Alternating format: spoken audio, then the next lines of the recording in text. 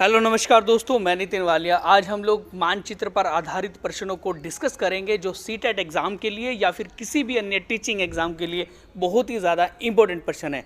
मानचित्र पर आधारित प्रश्नों को हल करने से पहले हमें डायरेक्शन की नॉलेज होनी चाहिए और डायरेक्शन कितने प्रकार की होती है वो सारी चीज़ें मैंने यहाँ पर ये इस चित्र के माध्यम से दिखाई गई है। लेकिन हम लोग देखेंगे कि ये हमारा कोई सेंटर पॉइंट है भारत का, जिसे हम लोग मध्य प्रदेश स्टेट के नाम से जानते हैं। और यहाँ से हम लोग ऊपर की ओर जाएंगे तो ये हम लोग नॉर्थ में जा रहे हैं, इधर से हम लोग जाएंगे तो ये हम पूर्व में जा रहे हैं, इधर से नीचे जाएंगे तो ये दक्षिण में जा रहे हैं, और इधर से हम लोग पश्चिम में जाएंगे गुजरात की तरफ, ये हमारा पश्चिम है। ठीक है, ये चार दिशाएं हैं हमारी। इनके अलावा चार दिशाएं और भी होती हैं, जैसे उत्तर पूर्व में हम लोग जाएंगे तो ये उत्तर पूर्व हो गया, इधर से दक्षिण पूर्व में जाएंगे तो ये दक्षिण पूर्व हो गया, साउथ ईस्ट हो गया। इसके अलावा उत्तर पश्चिम में हम लोग जाएंगे तो ये हमारा उत्तर पश्चिम हो गया, जिसे नॉर्थ वेस्ट कह रहे हैं, और इधर दक्षिण पश्चिम हो गया नीचे की साइड में, जिसे हम लोग साउथ वेस्ट कहते हैं। तो ये सारी चीज़ें हम लोग यहाँ भी देख सकते हैं कि ये हमारा नॉर्थ है, ये हमारा ईस्ट है, ये वेस्ट है, ये साउथ है। तो हम सबसे पहला प्रश्न देखेंगे कि मध्य प्रदेश के पड़ोसी राज्य कौन कौन से हैं। What are the neighbouring state of Madhya प्रदेश।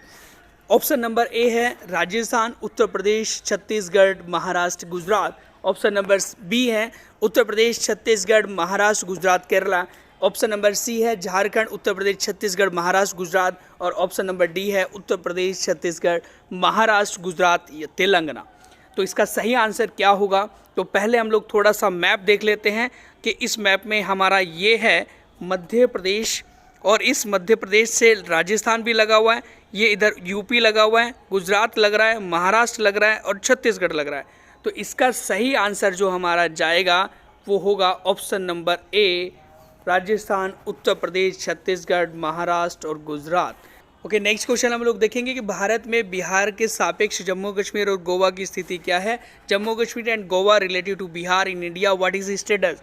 तो यहाँ पर क्वेश्चन पूछा गया है कि बिहार के सापेक्ष जम्मू कश्मीर कहाँ है और ये गोवा कहाँ पर है। तो हम लोग देखेंगे, ये हमारे ऑप्शन है। ऑप्शन देखने से पहले हम लोग जान लेते हैं कि बिहार कहाँ पर है। तो इस मैप में बिहार हमें दिखाई देगा, ये हमारा बिहार है, और इस बिहार के उत्तर में ये नॉर्थ है, ये साउथ है, ये ईस्ट है, ये वेस्ट है।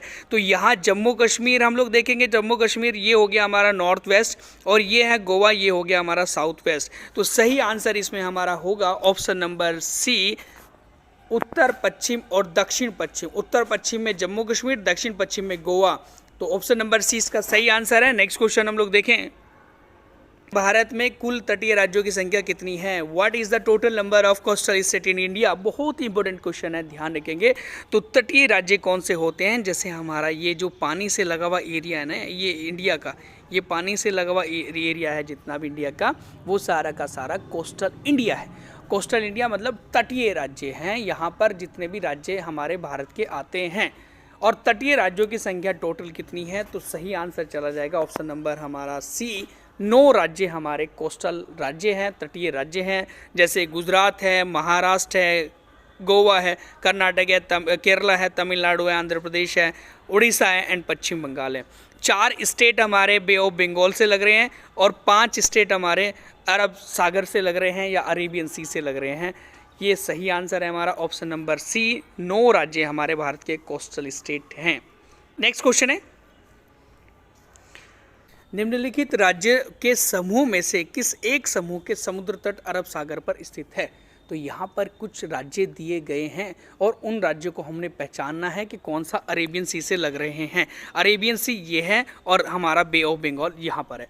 तो अरब सी से कौन कौन से लग रहे हैं हमारे, जैसे कि तमिलनाडु, आंध्र प्रदेश, कर्नाटक लग रहा है, या फिर कर्नाटक, केरल, गुजरात लग रहा है, या फिर आंध्र प्रदेश, तेलंगाना, उड़ीसा लग रहा है, या फिर केरल, कर्नाटक, पश्चिम बंगाल लग रहा है। तो इसका सही आंसर क्या होगा, तो हम लोग इनमें से देखेंगे ज़रा। तो गुजरात है, महाराष्ट्र है, गोवा है, कर्नाटक है और केरला। तो यहाँ पर कर्नाटक, केरल और गुजरात, ये ऑप्शन नंबर बी में 3 राज्य आ रखे हैं। तो ये तीनों के तीनों राज्य हमारे अरेबियन सी से, अरब सागर से लगे हुए हैं। तो इसका सही आंसर है हमारा option number B is the right answer. Next question है, ओके, बड़ा महत्वपूर्ण प्रश्न है हमारा कि भारत की आज़ादी से पहले महात्मा गांधी ने जिस दांडी के समुद्र तट पर अपनी प्रसिद्ध यात्रा की थी वह भारत के किस राज्य में स्थित है। तो हम लोग देखें जो दांडी मार्च यात्रा हुई थी हमारे इतिहास में हम लोग पढ़ते हैं, तो वो 12 मार्च 1930 को प्रारंभ की थी साबरमती आश्रम से, और वो दांडी तक गए थे। दांडी पूछा गया है कि दांडी कौन से राज्य में स्थित है, क्या वो महाराष्ट्र में है, क्या गुजरात में है, क्या कर्नाटक है, केरल है। तो इसका सही आंसर होगा हमारा Gujarat is the right answer. क्यों? क्योंकि गुजरात के तट क्षेत्र में स्थित है हमारा दांडी, जहाँ तक महात्मा गांधी ने अपनी दांडी मार्च यात्रा की थी। नेक्स्ट क्वेश्चन है, ओके, बड़ा अच्छा महत्वपूर्ण प्रश्न है कि आपके घर से आपके विद्यालय तक जाने के लिए कोई भी सीधी सड़क नहीं है, अतः आप पहले ए पर जाते हैं जो एक्स के ठीक उत्तर में है। कोई भी हमारा एक्स पॉइंट है, यहाँ पर हम लोग इसको मान लेते हैं कोई एक्स पॉइंट है, ठीक है। एक्स के ठीक उत्तर में हम लोग गए, ये हमारा ए पॉइंट है, यहाँ हम लोग देखेंगे ये ए पॉइंट है, ठीक है। और दूरी हमको ध्यान नहीं रखनी है, कोई ज़रूरी नहीं है कि 40 मीटर चले 30 मीटर, है ना, कोई बात नहीं। ए के अभी हमने कहा कि एक्स के ठीक उत्तर में है और 30 मीटर की दूरी हमने तय करी। फिर आप बी पर जाते हैं जो ए के ठीक पश्चिम में है। ये ए है हमारा, इसके पश्चिम में हमारा बी है यहाँ पर, ठीक है। हम लोग बी पर आए, ठीक है। उसके बाद हमने 40 मीटर की दूरी तय करी है। फिर आप सी पर जाते हो जो ठीक हमारे बी के उत्तर में है। हम लोग यहाँ पर गए, ये हमारा सी पॉइंट है कोई, तो ये जो हमारे बी के सिर्फ उत्तर डायरेक्शन में है, ठीक है। तो और अंत में आप वाई पर जाते हैं, और ये जो वाई है ना वो सी के पश्चिम में पड़ता है, तो सी का पश्चिम इधर हो गया, ये हमने कहा कि वाई है, ठीक है। तो यहाँ हम लोग देख रहे हैं कि क्वेश्चन पूछा गया कि ये हम लोग अपने विद्यालय पर आ गए हैं, विद्यालय हमारा वाई है और हम लोग चले थे यहाँ पर एक्स से, ठीक है जी। या विद्यालय के सापेक्ष घर की सही दिशा पूछी गई है, तो ये हमारा विद्यालय है। और विद्यालय अगर हम लोग देखेंगे तो यहाँ से हम लोग देखेंगे ये हमारा पूर्व पड़ता है और ये दक्षिण पड़ता है और ये पड़ता है दक्षिण पूर्व। तो दक्षिण पूर्व में इसका सही आंसर चले जाएगा साउथ ईस्ट, इसकी सही आंसर जाएगा हमारा ऑप्शन नंबर डी। तो नेक्स्ट क्वेश्चन है, झारखंड हमारे देश के मानचित्र पर कहाँ स्थित है? बड़ा ही इंपॉर्टेंट प्रश्न है ना। तो where is Jharkhand located on the map of our country? तो यहाँ पर ऑप्शन दिए गए हैं। ऑप्शन नंबर ए है उड़ीसा के उत्तर में है, क्या उत्तर प्रदेश के पूर्व में, यहाँ पर ये पूर्व ऑप्शन में था। उसके अलावा हमारा छत्तीसगढ़ के दक्षिण पूर्व में है क्या, या फिर पश्चिम बंगाल के पूर्व में है? तो इसका सही आंसर क्या होगा? तो पहले तो हमें झारखंड पता होना चाहिए कि झारखंड है कहाँ है, तभी हम लोग देख सकते हैं सही आंसर इसका क्या है, ठीक है। तो ये है हमारा यहाँ झारखंड, ये है झारखंड, ये रहा, ठीक है। तो ये झारखंड है और इस झारखंड ये नीचे पड़ रहा है उड़ीसा, तो उड़ीसा के तो नॉर्थ में चला गया ना झारखंड, उड़ीसा के तो उत्तर में आ गया, तो इसका सही आंसर हमारा चला जाएगा उड़ीसा के उत्तर में झारखंड स्थित है।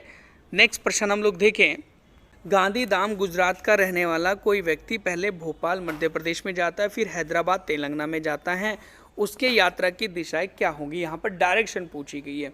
तो हम लोग देखेंगे कि गुजरात है हमारा, वो तो पड़ेगा यहाँ पर गुजरात का गांधीधाम, ठीक है। चलो, उसके बाद इसने कहा कि वो पहले भोपाल मध्य प्रदेश में जाता है, तो भोपाल मध्य प्रदेश यहाँ पर स्थित है, ठीक है। मध्य प्रदेश की राजधानी है भोपाल। और फिर वह तेलंगाना जाता है, तेलंगाना हमारा कहाँ है? तो ये पड़ेगा नीचे यहाँ पर, ये रहा, ठीक है। ये आ गया तेलंगाना नीचे। तेलंगाना की राजधानी हैदराबाद है, हैदराबाद में हो गया। तो पहले तो वो कहाँ पर गया? पहले वो गया अपने ईस्ट में, क्योंकि यहाँ पर खड़ा है इस टाइम, तो यहाँ से वो पहले गया ईस्ट में, मतलब पूर्व में गया। पूर्व के बाद वो नीचे साउथ में आया, दक्षिण में आया। तो पहले वो गया पूर्व में, फिर आया वो दक्षिण में। ऑप्शन नंबर हमारा सी इसका सही आंसर चला जाएगा, पहले पूर्व दिशा में और फिर वो दक्षिण दिशा में गया है। सटीक आंसर हमारा ऑप्शन नंबर सी है। नेक्स्ट क्वेश्चन हम लोग देखें, तेलंगाना के पड़ोसी राज्य कौन कौन से हैं? What are the neighbouring state of Telangana? तो इसमें क्या ऑप्शन नंबर है हमारा? महाराष्ट्र, आंध्र प्रदेश, कर्नाटक, छत्तीसगढ़। क्या ऑप्शन नंबर बी है मेघालय, आंध्र प्रदेश, कर्नाटक, छत्तीसगढ़? क्या ऑप्शन नंबर सी है महाराष्ट्र, मणिपुर, कर्नाटक, छत्तीसगढ़? और क्या ऑप्शन नंबर डी है महाराष्ट्र, आंध्र प्रदेश, कर्नाटक या हरियाणा? तो इसका सही आंसर क्या होगा? तो हम लोग पहले तो देखेंगे ये तेलंगाना है कहाँ पर हमारे मैप में। तो तेलंगाना है यहाँ पर, ये तेलंगाना है, ठीक है। तो तेलंगाना के पड़ोसी राज्य हम लोग देख रहे हैं, तो हमारा तो भाई महाराष्ट्र भी है यहाँ पर, ठीक है। चलो ठीक है। उसके बाद आंध्र प्रदेश भी है, नीचे वाला आंध्र प्रदेश भी है इसमें। फिर ये कर्नाटक भी है, येलो कलर का इस साइड में, है ना। उसके बाद छत्तीसगढ़ भी है हमारा, छत्तीसगढ़ ये नीले कलर का है। तो ये हमारा option number A is the right answer है, बिल्कुल सही आंसर है। Maharashtra, Andhra Pradesh, Karnataka and Chhattisgarh is the right answer, क्योंकि ये तेलंगाना के हमारे पड़ोसी राज्य हैं। नेक्स्ट क्वेश्चन है, किसी स्थान का मानक समय स्टैंडर्ड टाइम निर्धारित करने का आधार क्या होता है? What is the basis of the determine the standard time of a place? तो हम लोग देखेंगे क्या वो देशांतर रेखाओं से निकलता है, क्या वो अक्षांश रेखाओं से निकलता है, लैटिट्यूड लाइन से, क्या वो अंतर्राष्ट्रीय तिथि रेखा इंटरनेशनल डेटा लाइन से निकलता है, क्या वो प्रधान मध्यांत रेखा से प्राइम मेरिडियन लाइन से निकलता है? तो इसका सही आंसर क्या होगा? देखो ध्यान रखेंगे कि पृथ्वी जब घूमती है तो वो पश्चिम से पूरब घूमती है, मतलब वेस्ट टू ईस्ट घूमती है, ऐसे करके ऐसे घूमती है, ठीक है। तो यहाँ पर ना हमारी पृथ्वी पर इस तरीके की लंबी लंबी लाइनें खींची गई हैं, और जब लंबी लंबी लाइन खींची गई है तो इन लंबी लंबी लाइन को ही हम लोग देशांतर रेखाएं कहते हैं। ये एक काल्पनिक रेखाएं होती है जो पृथ्वी पर नहीं है, ये सिर्फ ग्लोब पर खींची गई एक काल्पनिक रेखा होती है। और देशांतर रेखा ही किसी भी प्लेस या किसी भी शहर का, किसी भी देश का समय निर्धारित करती हैं। तो इसका सही आंसर हमारा ऑप्शन नंबर ए राइट हो जाएगा, देशांतर रेखा, लॉन्गिट्यूड लाइंस। नेक्स्ट क्वेश्चन है, दो देशांतर रेखाओं में 1 डिग्री का अंतर होने पर उनके समूह में कितना अंतर हो जाएगा? तो हम लोग देखेंगे ना कि जब पृथ्वी 1 डिग्री लॉन्गिट्यूड घूमती है अपने एक्सिस पर, तो उनका मतलब उन किन्हीं दो स्थानों के बीच में 1 डिग्री का अंतर है। तो 1 डिग्री का अंतर होने पर कितने समय का अंतर है दोनों स्थानों के बीच में, ये करके क्वेश्चन है। तो यहाँ पर क्या वो 15 मिनट है, क्या वो 8 मिनट है, क्या 4 मिनट है, क्या वो 2 मिनट है? तो 1 डिग्री को चलने में पृथ्वी को ना 4 मिनट का समय लगता है। तो यहाँ पर option number C is the right answer, क्योंकि 1 डिग्री अगर पृथ्वी घूम रही है या किसी भी दो स्थानों के बीच में 1 डिग्री का अंतर है, तो इसका मतलब 4 मिनट का अंतर होगा दोनों शहर या दोनों स्थानों के बीच में, ठीक है। नेक्स्ट क्वेश्चन है, गुरप्रीत पहली बार रेलगाड़ी से नई दिल्ली से चेन्नई गया और अपनी रेल यात्रा में उसकी गाड़ी के द्वारा निम्नलिखित में से किस नदी को पार करने की संभावना नहीं है? तो कौन सी नदी पार नहीं करी उसकी रेलगाड़ी ने जिस समय वो दिल्ली से चेन्नई गया था? तो क्या गोदावरी को पार नहीं किया, क्या वो गंगा को नहीं किया, कृष्णा को नहीं किया, क्या नर्मदा को नहीं किया? तो इसका सही आंसर हमारा हो जाएगा गंगा नदी को नहीं किया। क्योंकि अगर हम लोग बात करें दक्षिण भारत की, तो दक्षिण भारत हमारा ये है, और यहाँ पर ये गोदावरी है, फिर कृष्णा है, फिर यहाँ पर कावेरी है, नर्मदा भी ऊपर की ओर ही बहती, यहाँ दक्षिण भारत में या फिर प्रायद्वीपीय भारत में बहती है, लेकिन गंगा नदी ऊपर की ओर बहती है। तो इसलिए दिल्ली यहाँ पर है। तो दिल्ली से जब वो चेन्नई गया यहाँ पर, तो उसने सिर्फ उसकी रेलगाड़ी ने गोदावरी को भी पार किया, कृष्णा को भी किया, नर्मदा को भी किया, गंगा को नहीं किया। तो Ganga is the right answer. Next question है, किसी शहर के मानचित्र पर यह लिखा गया था कि स्केल, देखो यहाँ पर थोड़ी मिस्टेक है कि स्केल 1 सेंटीमीटर बराबर 110 मीटर है, मतलब 1 सेंटीमीटर बराबर 110 सेंटीमीटर। किसी शहर के मानचित्र पर यह लिखा गया था कि स्केल, देखो यहाँ थोड़ी मिस्टेक है कि यहाँ पर इंग्लिश में हम लोग देखें कि स्केल 1 सेंटीमीटर बराबर 110 मीटर होता है, मतलब 1 सेंटीमीटर बराबर 110 मीटर है। तो यहाँ पर यदि मानचित्र पर किन्हीं दो स्थानों के बीच की दूरी 15 सेंटीमीटर हो, तो उन दोनों स्थानों के बीच की वास्तविक दूरी कितनी होगी?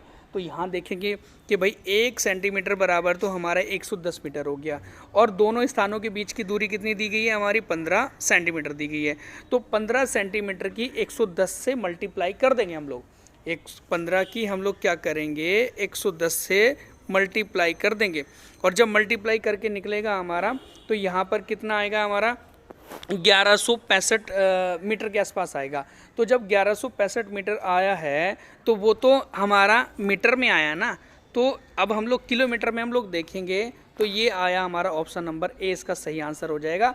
1.65 किलोमीटर की डिस्टेंस है दोनों स्थानों के बीच में। अगला प्रश्न हम लोग देखें, मानचित्र के समूह को क्या कहा जाता है? एक group of maps is called. तो जैसे कि कई सारे मैप होते हैं, जैसे वर्ल्ड में जब कॉन्टिनेंट के अंदर कंट्रीज़ के मैप इकट्ठा करके हम लोग पढ़ते हैं, या फिर हम लोग किसी भी देशों के मैप पढ़ रहे हैं इकट्ठा हो करके, तो ये जब मैप्स बहुत सारे इकट्ठा होकर हम लोग देखते हैं, स्टडी करते हैं, तो वो क्या कहलाता है? क्या वो एटलस कहलाता है, ग्लोब कहलाता है, ब्रह्मांड यूनिवर्स कहलाता है, या मैप कहलाता है? तो उसका सही आंसर होगा Atlas is the right answer, क्योंकि एटलस के अंदर ही कई सारे मानचित्र दर्शाए जाते हैं। हम लोग एटलस की बुक वगैरह भी लाते हैं, जब देखते हैं तो उसके अंदर बहुत सारे मानचित्र दिखाए गए हैं। नंबर नेक्स्ट क्वेश्चन है, ओके, बड़ा महत्वपूर्ण प्रश्न है हमारा कि जिन मानचित्रों के द्वारा कुछ विशेष जानकारी मिलती है उन्हें क्या कहते हैं। देखो, इसको क्वेश्चन को पढ़ने से पहले मैं आपको बता दूं कि मानचित्र हमारे विशेषतः 3 प्रकार के होते हैं। एक तो भौतिक हमारा फिजिकल मैप होता है, एक राजनीतिक पॉलिटिकल मैप होता है, एक हमारा थीमेटिक मैप होता है। जैसे कि हम लोग बात करें कि जिसमें पर्वत, पठार, मैदान इत्यादि की जानकारी हमें लेनी होती है तो वो तो हमारा भौतिक मैप होता है। और राजनीतिक मैप में जिसमें हमारी बाउंड्रीज पता लगती है, कोई दिशाएं पता लगती है, उन देश की राजधानी पता लगती है, वो सब कुछ हमारा दिखाता है राजनीतिक पॉलिटिकल मैप। और थीमेटिक मानचित्र या मैप जो होता है हमारा, उसके माध्यम से वर्षा का स्थान कहाँ पर ज़्यादा है, कहाँ कम है, कहाँ वायु दाब ज़्यादा है, कहाँ कम है, ठीक है। तो इन सारी चीज़ों के बारे में जो हमें जानकारी मिलती है वो थीमेटिक मानचित्र से मिलती है।